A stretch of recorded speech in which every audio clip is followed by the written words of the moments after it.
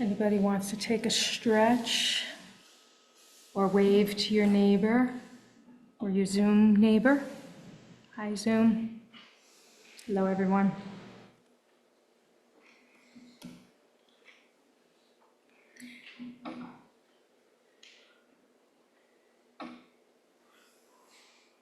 Can you hear me okay at home? Good? Okay, thank you. Everyone can hear me okay here?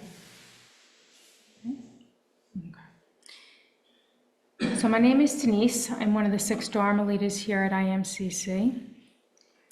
So I will begin tonight's talk. We have a talk for about 20 minutes, and then a chance for question and answers afterwards. So I'd like to introduce tonight's topic, but first I have a favor to ask. If you can please go back to closing your eyes and turn your attention again to your body, noticing any sensation that might arise and your initial uninhibited thought when I say, tonight's talk is about generosity. Now please open your eyes.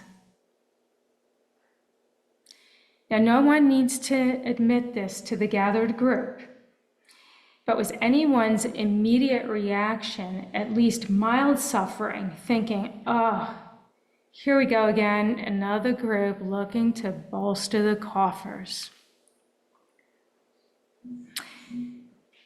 Can we do this little experiment again? So if you close your eyes again, attuning to the body,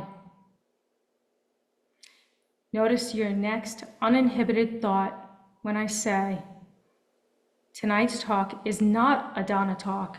It's not a request for money. And if you don't mind keeping your eyes closed a little longer, one more time, please note your experience when I say, tonight's talk is about our relationship to generosity. And now please open your eyes. Did anyone notice sensations in the body or thoughts popping up in the mind? And were the thoughts and sensations the same for each of the sentences or conditions, or were they different depending upon which sentence? Let's use a current example about an opportunity for generosity. How do you feel about modern day tipping? Tipping for counter services. What is one to do?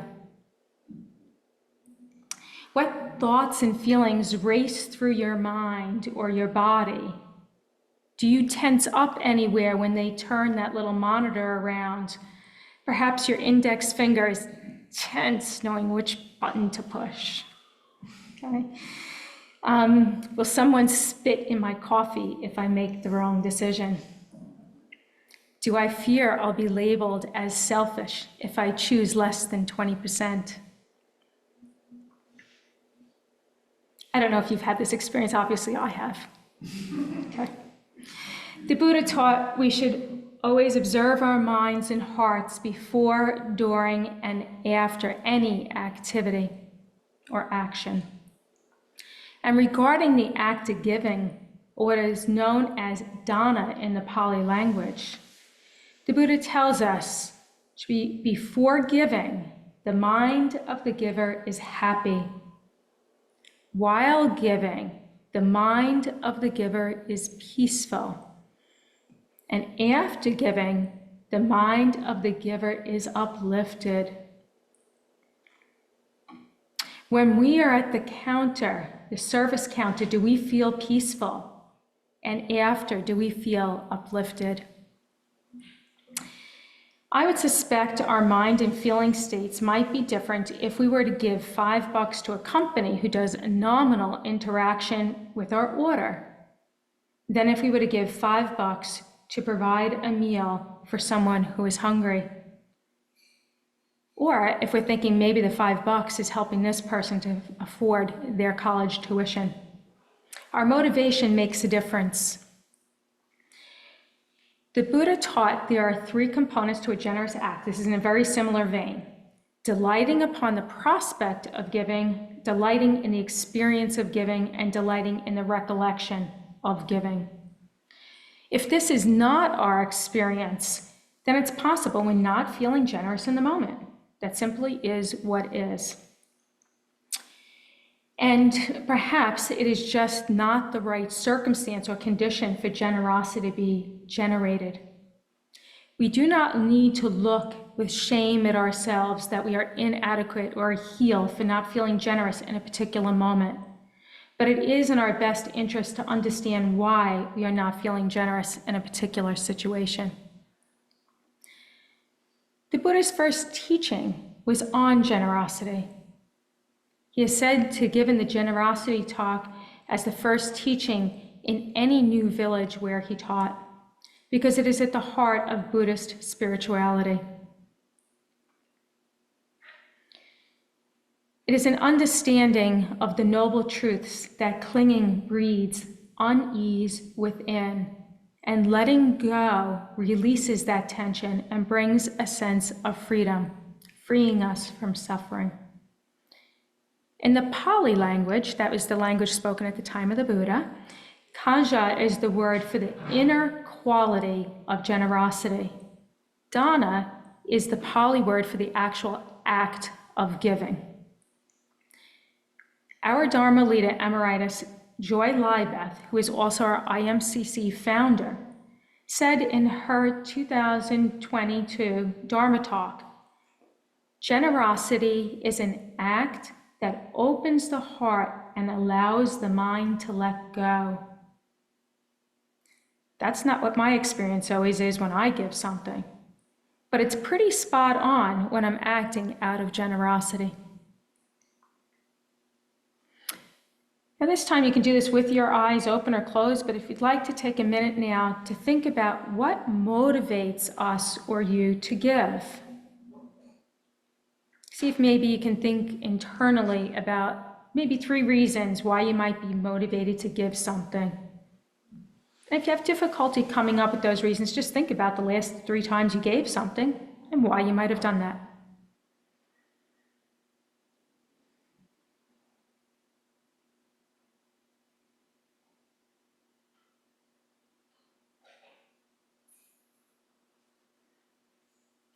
In examining these reasons, are they a reflection of generosity or something else?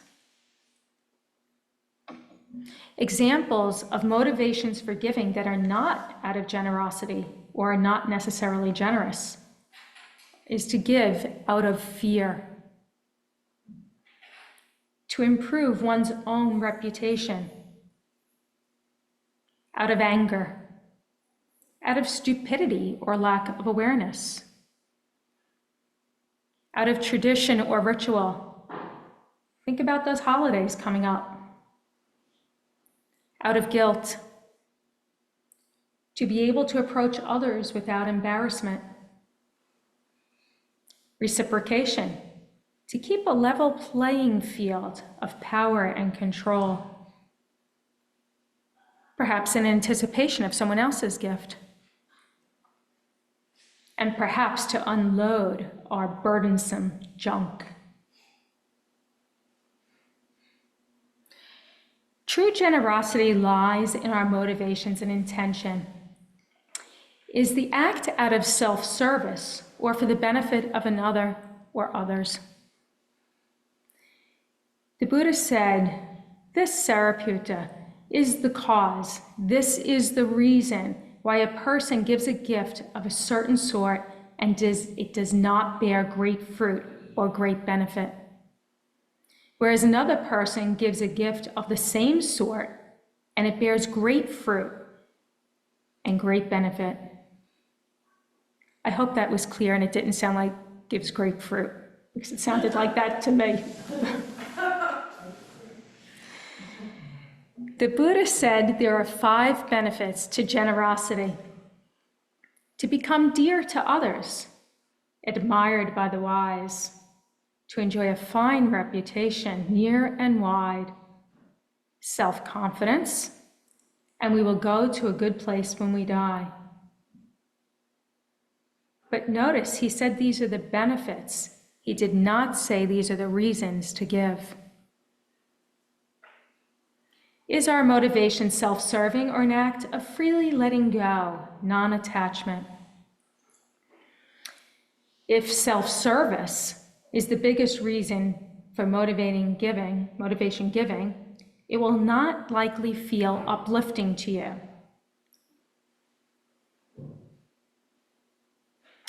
According to AI, in Vipassana, which is our tradition of insight meditation, generosity is the practice of giving freely without expectation of reward or return, a relinquishment of attachment and greed, and the cultivation of joy in giving.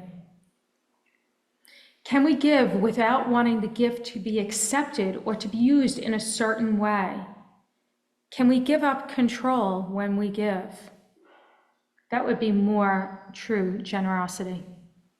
In truly letting go, we give freedom from expectation, freedom from judgment, freedom from grasping onto that which is ultimately impermanent.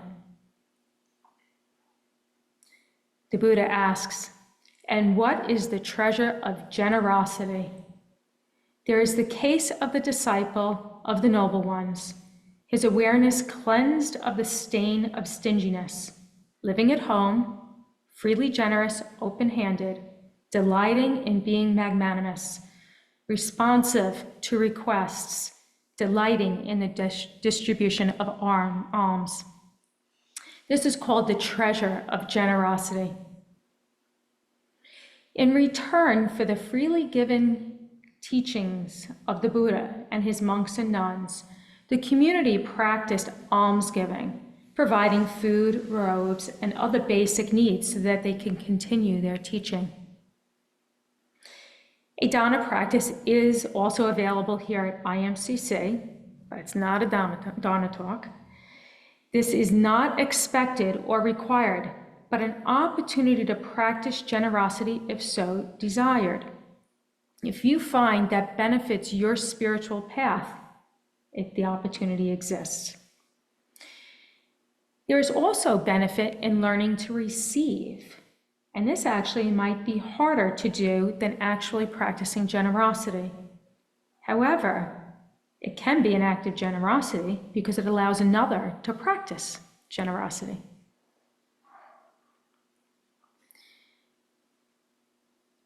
Let's think of some ways now that we can be generous.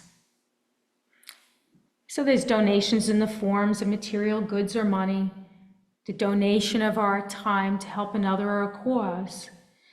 So on last Saturday, thank you to the Meta Committee, they organized a community event at Crisis Assistance Ministry, and there were about 8 or 9 of us that went over to help some folks in the community. And also, we got a great opportunity for bonding with each other. It was lovely, and others in our community who were volunteering. Another form of generosity can be simply our presence, active listening. I thank you for your generosity tonight listening to me. How about the generosity of giving a smile, just to recognize someone else's presence? That you acknowledge, yeah, I'm here, you're here too. We can also have generosity by slowing our own exhalations and calming our body when in the vicinity of someone who is tense and upset. It's not always so easy to do. Holding a door, maybe paying attention to someone else's circumstances, a moment outside of one's own self-preoccupation, and maybe giving others the benefit of the doubt. Psychologist and author Dr. Becky Kennedy talks about LGI, least generous interpretation of someone's behavior and their motivations. And on the opposite end, offers MGI, the most generous interpretation. Just going to take a little sip here. And you can give me the most generous interpretation. When we give someone a pass, we do that often when we know they're not of bad character. Perhaps they're just unaware or unskillful as we might desire. So many of whom we might find annoying or difficult or just unaware, they are just unaware, just as we can be at times. We can be generous to hear and consider another's point of view. Sometimes that's not so easy. That's when those long exhalations might also help. Our mindfulness and our Dharma practice are a form of generosity, as is our metta-loving kindness practice for yourself and others. Mindfulness and being responsible for our own energy, spirit, and our actions is our greatest generosity. Following the precepts is generosity, refraining from killing, stealing, refraining from wrong speech, refraining from sexual misconduct, refraining from intoxicants that can cloud our mind. The Buddha said, with the precepts, we give an immeasurable number of beings the freedom from fear, hostility, and oppression. We become a source of safety for others. Right speech can be a form of generosity. Avoidance of profanity as generosity so as not to fuel a negative mind state for another. We can share with others, but do our best not to spread our anger or fear just so we can dispel our own energy. We don't want to fuel fight, flight, and fright for another just to dispel our own emotional discomfort. Do not donate our negative mind states to anyone. And sometimes not giving is the wisest gift, particularly for us codependents out there. Sometimes it's best to keep our advice and our desires for interventions to ourselves. Joy Loibeth said the greatest generosity we can give is to give up our ego. On a different vein, can you think of a time when you might have missed an opportunity for generosity? Did that bring about any feelings of disease, discomfort, or suffering? Fear, confusion, and aversion stop acts of generosity. Scarcity thinking also decreases our generosity. Maybe we can look and turn to what we have with gratitude. Generosity is not placating, numbing, or avoidance of what we don't want to face. Generosity is non-clinging, non-grasping, non-attachment. In giving, we give freedom from the tension of holding and clinging. Generosity decreases suffering for the giver and for the receiver. It's not just an intellectual exercise, it is of the heart. Generosity supports us in our spiritual path. In giving, all four Brahma Viharas are present: metta, loving kindness, karuna, compassion, mudita, sympathetic joy, upekkha, equanimity. It helps our spiritual path by relieving suffering, perhaps for ourselves and for others. Given with wisdom and understanding of the cause and effect for both parties when we act. Hopefully bringing beneficial results for the future. Learning to act without greed, hatred, or delusion. Giving is the antidote for greed. And giving generosity eliminates the delusion of a lasting I. Even if you give so much that you get your name placed in cement at the entrance of a fancy building. Generosity ennobles the mind, increases wisdom, enhances dignity and honor. The Buddha taught there is a remedy for grasping and desire, and he says hang. He doesn't say hang, I say hang, with the generous. He means keep company with the generous. Have you ever felt sparked towards generosity when you're in the presence of someone else's generosity? Not in the sense to keep up with the Joneses, but because you notice the delight in the freedom from attachment and the joy of promoting well-being for others. The Buddha taught, a person of integrity gives a gift with a sense of conviction, gives a gift attentively, gives a gift in season, gives with an empathetic heart, and a person of integrity gives a gift without adversely affecting himself or others. Now, the million-dollar question, how much? Well, my favorite quote, which I learned from Ward, but it's from Dharma leader Rodney Smith. It says, give so there is no regret in having given too much. Give so there's no regret from having given too little. As we approach this holiday season of giving, I wish you happiness before you give, peace in giving, and an uplifted spirit after giving. And remember, as you are with your family for the holidays, the Dhammapada states, give the gift of Dhamma, it conquers all gifts.